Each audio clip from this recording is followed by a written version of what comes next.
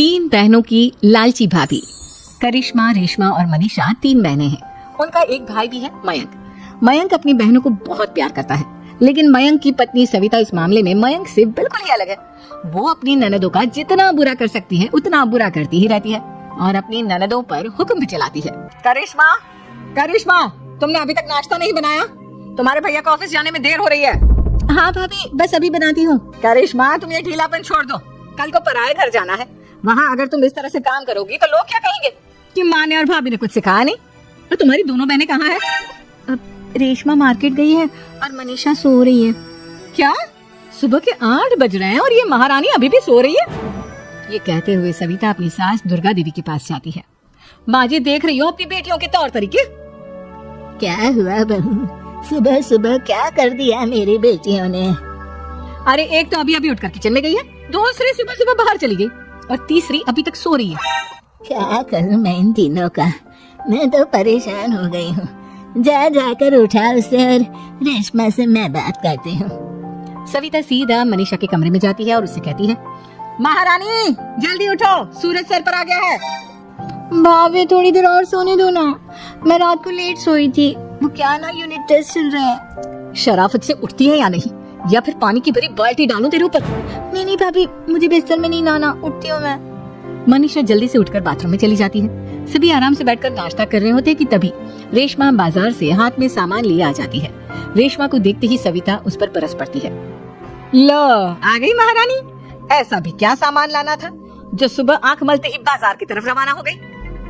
भाभी, कल आप ही तो चीख रही थी कि घर का सारा सामान मुझे ही लाना पड़ता है, घर में किसी को भी किसी काम से कोई लेना देना नहीं है। अब मैं बाजार जाकर सामान ले आई तो आपको इस बात से भी तकलीफ हो रही है? देख रही हो माँ जी, अपनी बेटी की जुबान कैंची से भी तेज चलती है। और मयंक, आप तो कुछ कहेंगे नहीं अपनी लाडली बहन को। रेशमा, अपनी भाभी से ऐसे बात नहीं करते। चलो माफी मांगो। भैया, मैं क्यों माफी मांगू? आप भाभी से बोलिए ना कि हम पर कम हुक्म चलाया करे। हम इस घर की बेटियां हैं और आपकी पत्नी की ननद है, नौकरानी नहीं। लो कर लो बात। इनकी भलाई के लिए कुछ भी बोलो तो इन्हें बुरा लग जाता है। इस घर में यही इज्जत है मेरी। देख लो माँ जी, आपकी बेटी किस लहजे में मुझसे बात कर रही है। सविता वहाँ से चली जाती है। मयंक को बहुत गुस्सा आता है, वो भी वहाँ से चला जाता है। फिर करिश्मा रेशमा को समझाती है, रेशमा, तुम्हें भाभी से माफी मांग लेनी चाहिए थी ना। लेकिन दीदी, मैंने कुछ किया ही नहीं तो मैं माफी क्यों मांगू?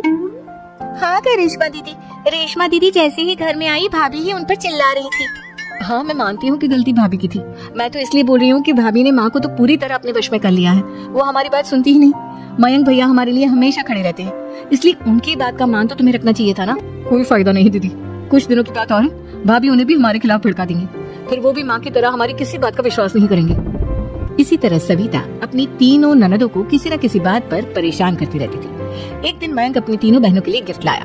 करिश्मा, ये तुम्हारे लिए हार का सेट। रेशमा, तुम्हारे लिए सुंदर सी ड्रेस। और मनीषा, तुम्हें किताबें पसंद है ना, तुम्हारे लिए किताबें लाया हूँ। थैंक यू भैया। थैंक यू भैया। थैंक यू भैया।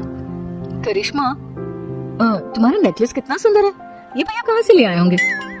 मैंने भैया को 3 दिन पहले फोन पर ये डिजाइन दिखाया था और आज भैया ये ले आए।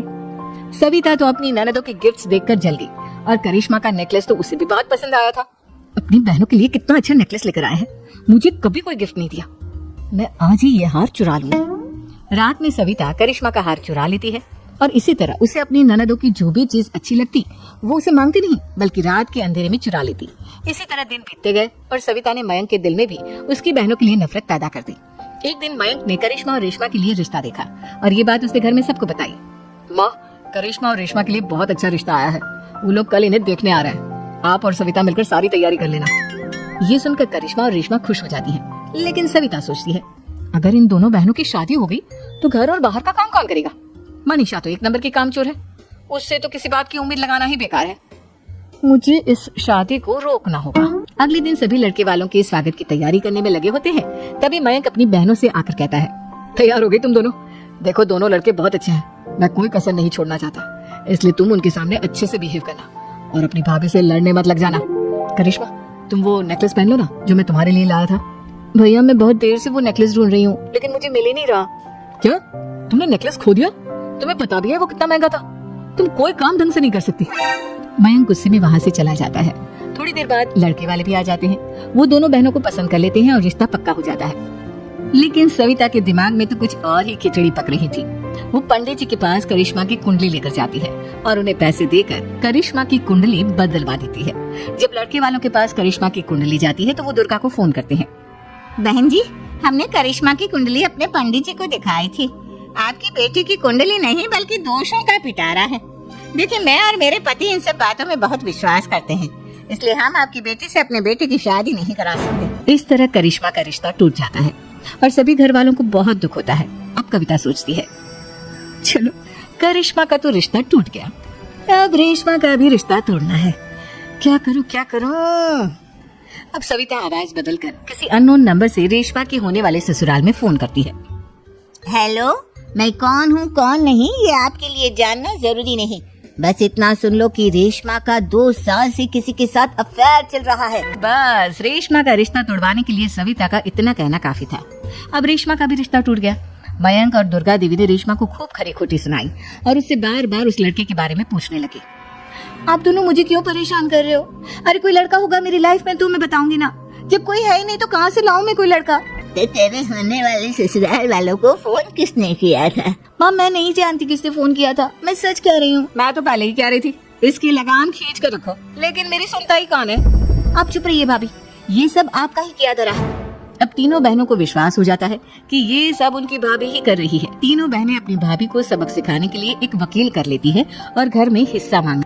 देखो भैया, माँ बाप की जायदाद में जितना बेटों का हक होता है उतना ही बेटियों का, इसलिए इस घर के 4 हिस्से होंगे और हमें अपना हिस्सा चाहिए। मैंने तुम्हारे लिए क्या क्या नहीं किया और तुम इस घर में हिस्सा मांग रही हो?